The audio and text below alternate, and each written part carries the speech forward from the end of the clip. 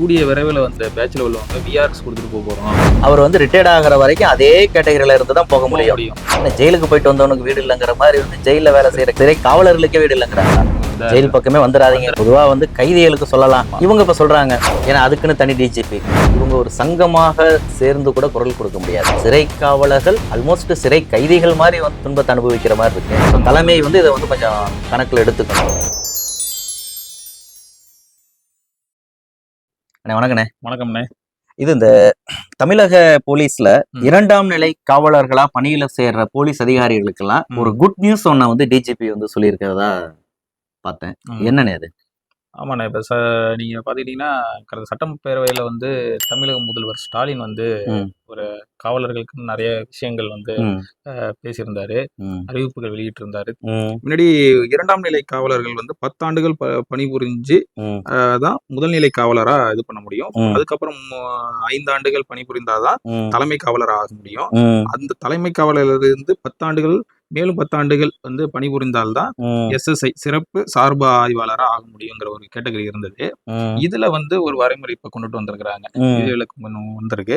இந்த 2ஆம் நிலை காவலர் 10 ஆண்டுகள் பணிபுரிஞ்சு முதல்நிலை காவலர் ஆகுறாங்க இல்லையா, அவங்க மேலும் 3 ஆண்டுகள் முதல்நிலை காவலரா இருந்தாலே போதும். அடுத்து தலைமை காவலரா பதவி பெற்றுவாங்க. அடுத்தது ஒரு 10 ஆண்டுகள் சிறப்பு சார்பு ஆய்வாளர் SSI அவங்க வந்து அப்ப வந்து இப்ப டைரக்டா ஒருத்தர் வந்து 2ஆம் நிலை காவலரா சேர்ற ஒருத்தர் தொடர்ந்து 25 ஆண்டுகள் பணிபுரிந்திருந்தால் மட்டும்தான் SSI ஆக முடியும். அதாவது 26வது வருஷத்துலதான் SSI ஆக முடியும். ஆனா இந்த தளர்வின் மூலமாக அவர் வந்து 24வது ஆண்டிலேயே SSI வந்து ஆகிறதுக்கான வாய்ப்பு இருக்கு. ஓகே, அதுதான் இந்த டிஜிபியோடைய உத்தரவுல ஒரு சிறப்பான விஷயமா இருக்குது.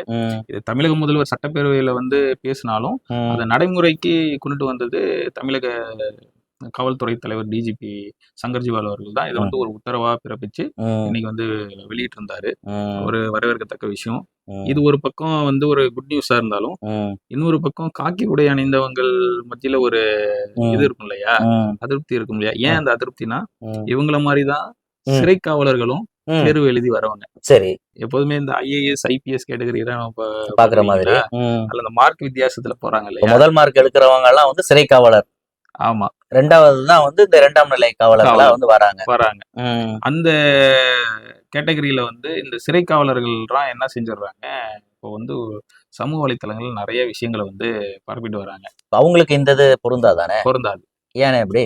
காவலர்னா அவங்களும் காவலர் தானே, அவங்களும் காக்கி ட்ரெஸ் தானே போடுறாங்க, அவங்களும் இதே கேட்டகரியில தானே வராங்க. அப்படிதான் இந்த கட்டமைப்புக்கு உருவாகி இருக்கு. சிறைத்துறை மட்டும் தனி கட்டமைப்பா உருவாக்கப்பட்டிருக்கு.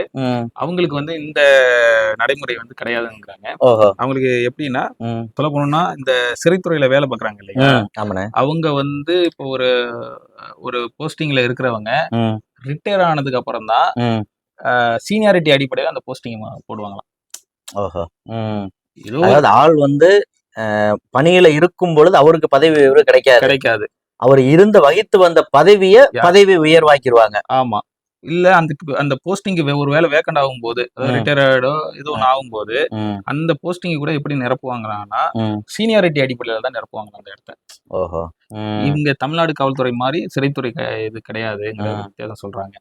இதுல இந்த 1998 பேட்ச் உள்ளவங்க என்ன ஒரு இது பண்றது என்னன்னா, இது கூடிய விரைவில் வந்து பலர் வந்து இந்த பேட்ச்ல உள்ளவங்க விஆர்எஸ் கொடுத்துட்டு போறோம்.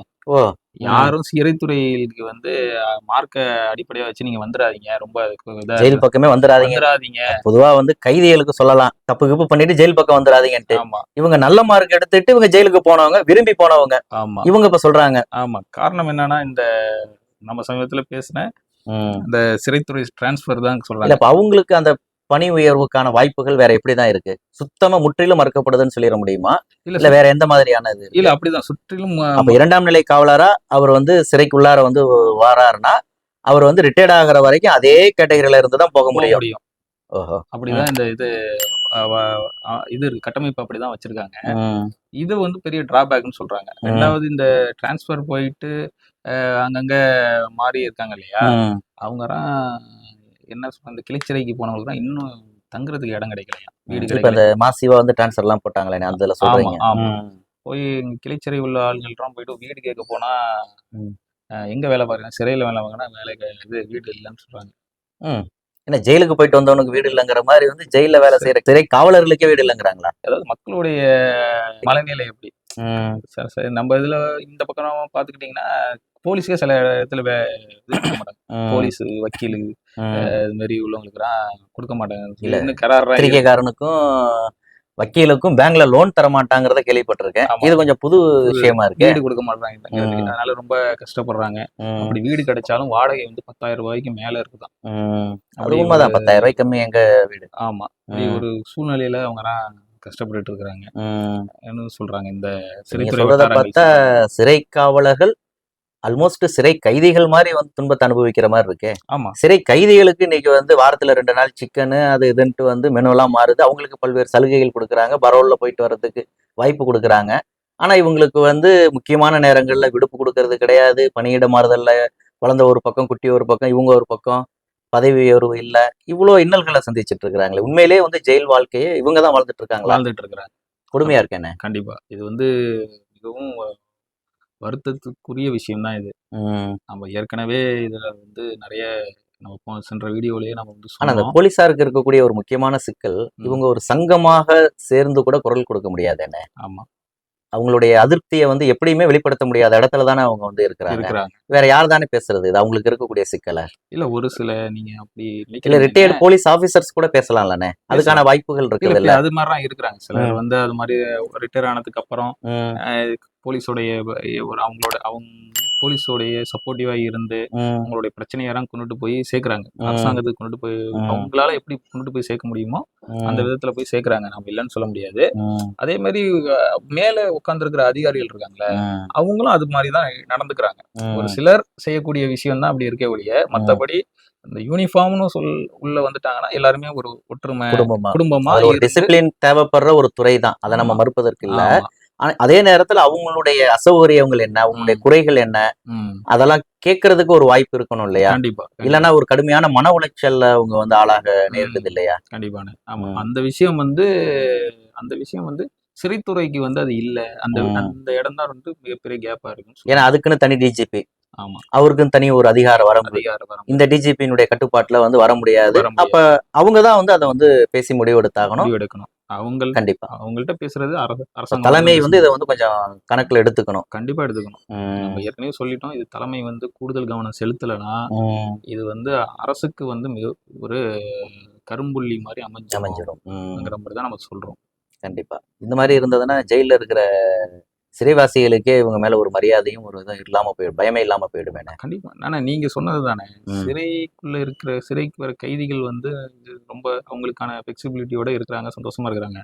ஆனா அவங்கள வந்து அவங்கள வந்து கண்காணிக்கக்கூடிய இடத்துல இருக்கக்கூடிய அதிகாரிகள் அவங்க தான் மிகப்பெரிய மன உளைச்சல் இருக்காங்கன்னு சொல்றாங்க. அதனுடைய வெளிப்பாடு தான் இது எல்லாமே நடந்துட்டு இருக்கிறது சிறைத்துறை வட்டாரங்கள்ல. அது வந்து சிக்கலுக்குரிய விஷயம். இந்த சிக்கலை நீங்க சொல்ற மாதிரி முன் வச்சிருக்கிறாங்க. ஒரு கூண்டோட வந்து அவங்க வந்து விஆர்எஸ் வாங்க போறதுன்னு சொல்ற அந்த முயற்சியே அவங்கள வந்து கொஞ்சம் பரிசீலிக்க வைக்கும். நம்ம நம்புற இந்நேரம் தலைமையகத்துக்கு கவனத்துக்கு போகாமலா இருக்கும்னு நினைக்கிறீங்க? கண்டிப்பா. அதெல்லாம் இன்டெலிஜென்ஸ் முன்னாடியே ரிப்போர்ட் போட்டிருப்பாங்க. கண்டிப்பா. அந்த மாதிரி இன்டெலிஜென்ஸ்ல இருக்கிற போலீஸார் நல்ல விதமா குறிப்புகள் அனுப்பணுங்கிறதா நம்மளோட கோரிக்கை. மேல இடத்துக்கு எப்படி தகவல் கொண்டு போகணுமோ அவங்க வந்து கொண்டு போங்க, இதையும் கொண்டு போங்க. கண்டிப்பா பார்ப்போம், விரைவில் அதுலயும் ஒரு ஃபாலோ நம்ம பார்ப்போம். ஓகே, தொடர்ந்து பேசலானே. நன்றி.